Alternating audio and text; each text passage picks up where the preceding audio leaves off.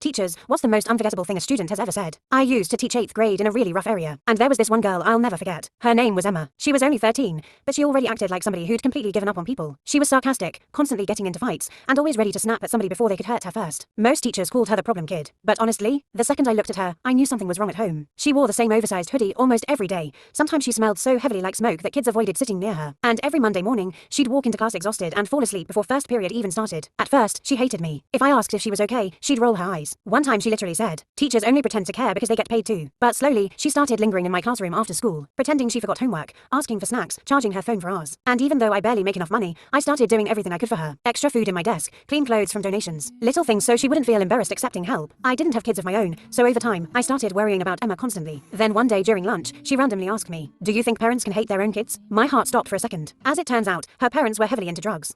And sometimes, she locked herself in her room with her little brother because she was scared of the people her parents brought home. But the heartbreaking part, when I asked why she never told anybody, she said she was terrified they'd separate her from her brother. Then one morning, she walked into my classroom, looking completely drained. No attitude, no sarcasm. She just sat there staring at the floor. Then finally she looked at me and said, "I think we should call somebody." And when I asked if she was sure, she looked me dead in the eyes and whispered, "I just want a family that actually wants me." That absolutely shattered me. So I called social services. And eventually, I volunteered to foster both her and her little brother. And surprisingly, the angry little girl everybody gave up on started changing. Her grades improved, she stopped fighting, she started smiling more. A few years later, I officially adopted them. And the little girl who once thought nobody wanted her graduated medical school a few months ago.